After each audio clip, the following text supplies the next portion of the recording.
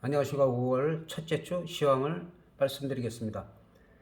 글로벌 시장은 아직도 러시아나 우크라이나 전쟁이 그 종식될 기미를 보이지 않고 있고, 그 다음에 5월 달에 예정된 금리 인상이 0.5 BP가 예정된 가운데 0.75 얘기까지 나오면서 지난달에 그 급등락을 반복하는 그런 흐름을 보이고 있었습니다. 그래서 최근에는 특별한 또 호재도 없는 가운데 미국 기업 실적에 따라서 급락, 그다음에 반락, 급등락을 반복하고 있습니다. 보통 막 다우지수가 2, 300포인트만 움직여도 많이 움직이는 건데, 요즘 뭐 움직였다면 800포인트씩 막 왔다 갔다 움직이기 때문에 글로벌 시장도 그 영향을 받고 있습니다.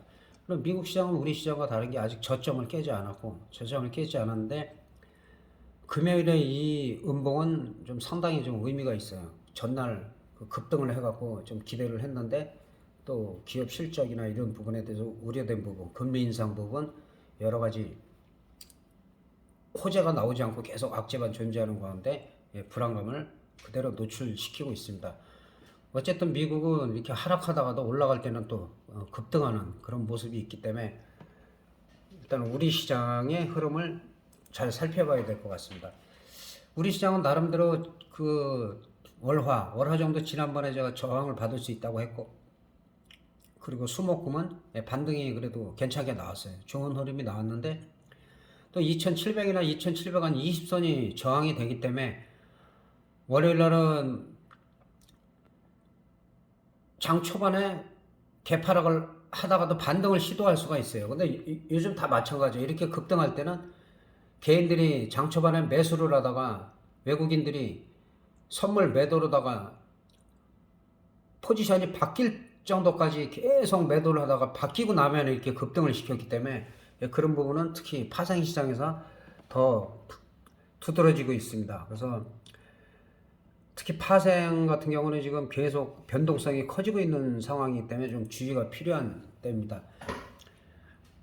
코스피도 저점을 안 깼는데 선물은 저점을 깼다가 3일 동안에 그래도 급등을 했어요. 급등을 했는데 거의 저항선 근처에 왔습니다. 저항선이 한 359에서 한 364인데 지금 355.5 정도까지 지금 선물이 올라와 있는 상태예요.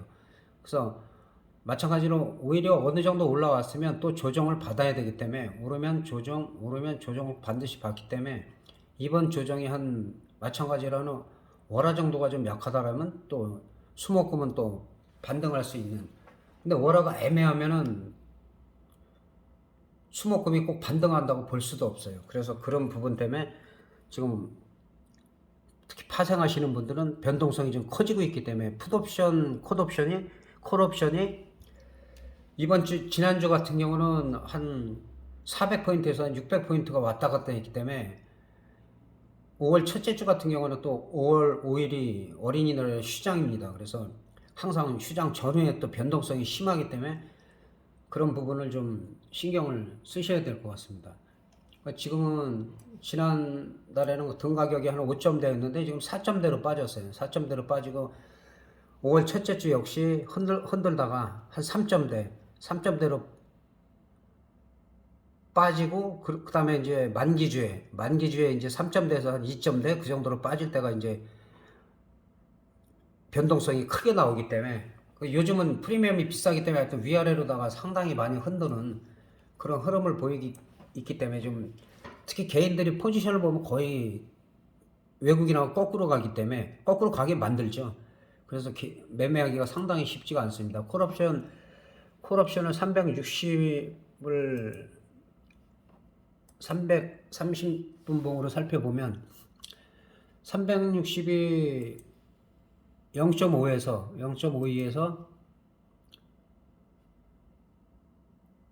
2.23까지 400%가 넘게 상승을 했어요.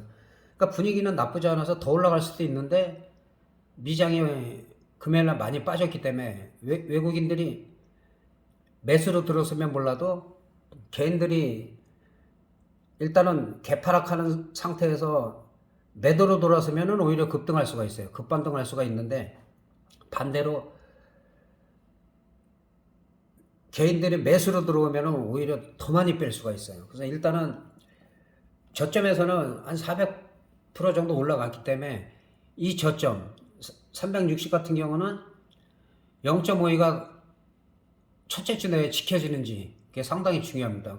만약에 빠지더라도 뭐 0.8이나 0.10 그 사이에서 다시 반등이 나온다면 또 추가적으로 상승할 수가 있지만은 항상 이 저점에서 올라갔을 때 이 저점이 지켜지면은 이 저점 부근에서 반등이 나왔을 때는 또 크게 올라갈 수가 있어요. 그래서 그런 부분 저점 이탈을 하는지는 보고, 그 다음에 풋옵션 같은 경우도 지난주에는 약했지만은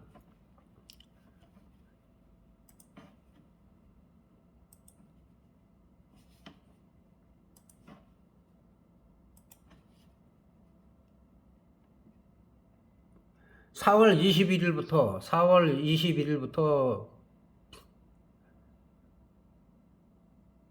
4월 27일까지 그 한 5거래일 동안은 계속 급등을 했어요. 급등을 해서 마찬가지로 풋옵션은 이제 외가격 같은 경우는 한 700%, 그다음에 등가격에서 좀 가까운 거는 한 400%에서 600%까지 터진 상태에서 이렇게 프리미엄을 죽일 때는 무자비하게 죽이기 때문에 하루 이틀 만에 다 빼버리죠. 마찬가지로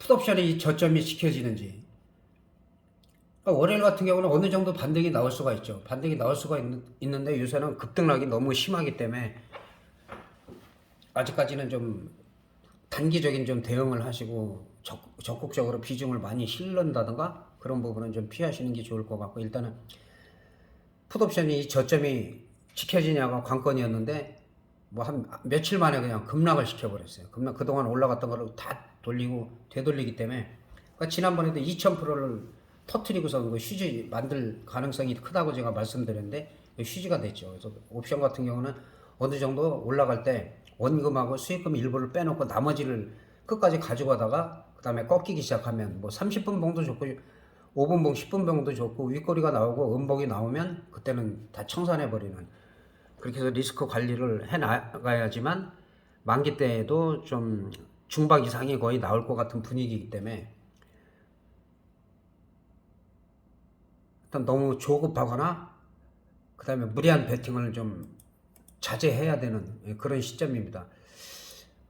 그 주식시장도 우리 종목 몇 종목을 살펴보면 삼성전자가 뭐 계속 약세를 보이다가 그래도 금요일 같은 경우는 한 4% 정도, 삼성전자가 4% 정도 올라갔으면 뭐 급등이라고 봐야죠. 최근에 봉중에서는 가장 강력하고, 이게 계속 이어져야 되는데 일단은 또 월요일이나 화요일 정도는 좀 약간 눌릴 수가 있어요. 눌릴 수가 있는데도 삼성전자가 크게 저점을 깨지 않는다면 삼성전자도 기대할 만하다. 그러나 삼성전자도 원래는 한 7만원대는 올라가 줘야지 좀 안심할 수가 있고, 그 전에 뭐 6만 8천 원대라든지 7만원 초반 같은 경우는 가면은 또 눌릴 때가 된 거다.